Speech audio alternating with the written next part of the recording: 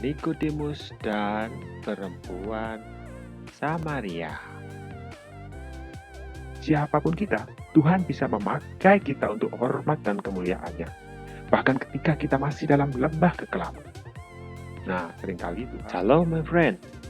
Kali ini kita akan berbincang tentang Nikodemus dan perempuan Samaria.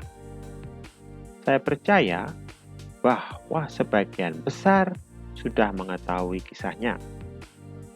Di Injil Yohanes, kisahnya dicatat secara beruntun, yaitu di pasal 3 dan pasal 4. Tentu ada hal-hal yang menarik dari kedua kisah tersebut sampai dicatat berurutan. Mari kita lanjut. Nah, sebenarnya siapa mereka? Nikodemus atau Om Niko adalah seorang Farisi dan juga pemimpin agama Yahudi. Dia adalah anggota Sanhedrin, kaya, dan terkenal. Sebagai pemimpin, bisa dipastikan bahwa Om Niko sangat paham Alkitab Perjanjian Lama dan dia adalah seorang cendekiawan atau terpelajar. Sementara perempuan Samaria atau tante Samaria adalah orang biasa dan orang kafir menurut pandangan orang Yahudi, dan seorang yang tak bermoral atau berdosa, juga orang miskin. Nah, kita lihat seputar tentang pertemuan dengan Yesus. Nah, kita lihat inisiatif dan waktunya. Pertemuan Om Niko dengan Yesus adalah inisiatif Om Niko dan dilakukan pada malam hari. Dia dicatat datang seorang diri. Nah, mengenai motivasi menemui Yesus pada malam hari dan seorang diri tidak dicatat. Kemudian pertemuan Yesus dengan tante Samaria adalah inisiatif Yesus. Dikatakan ia harus melintasi daerah Samaria. Padahal kalau orang Yahudi melakukan perjalanan dari Yudea ke Galilea, pada umumnya tidak mau melewati daerah Samaria. Namun Yesus mengatakan harus melintasi Samaria dalam rangka bertemu perempuan Samaria di siang hari. Jadi pertemuannya siang hari. Nah, sekarang kita lihat Yesus di mata mereka. Nah, kalau Om Niko melihat Yesus sebagai guru, setelah dia melihat banyaknya mukjizat yang dilakukan oleh Yesus. Kita bisa lihat kisahnya, nanti dilihat lagi. Sementara tante Samaria ini pertama-tama melihat Yesus adalah sebagai orang Yahudi. Namun dalam perjalanannya, dia menyebut Yesus itu Tuhan, Sir.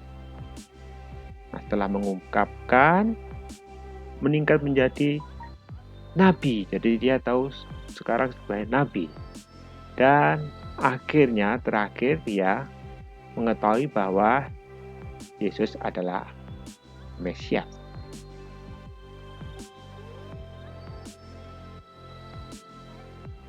Nah, kemudian apa yang Yesus katakan kepada mereka? Kepada Om Niko, Yesus bicara tentang dilahirkan kembali supaya dapat melihat kerajaan Allah. Sedangkan kepada tante Samaria, Yesus bicara tentang siapa yang minum air hidup yang diberikannya tidak akan haus lagi. Dan kemudian juga Yesus menyatakan identitas dirinya yang adalah Mesias. Kepada Om Niko, Yesus tidak menyatakan dirinya. Itulah perbedaannya. Yang satu kepada Om Niko dia memberikan pernyataan tentang tuntutan atau persyaratan, dia harus dilahirkan kembali dari air dan roh. Sementara kepada perempuan ditawarkan air kehidupan.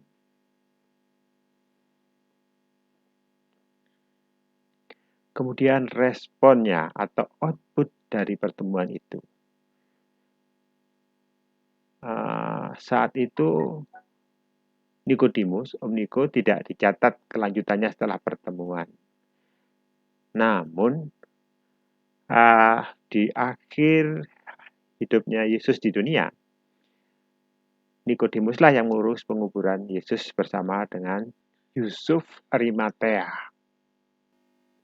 Jadi di akhir hidup Yesus di dunia, Nikodemus mengurus penguburan.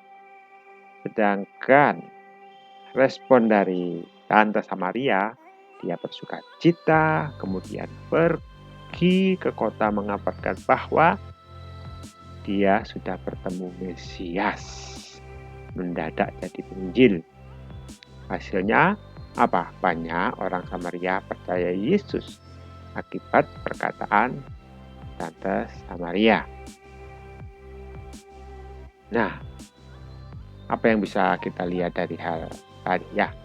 Siapapun kita itu berharga di matanya. Siapapun kita, Tuhan bisa memakai kita untuk hormat dan kemuliaannya.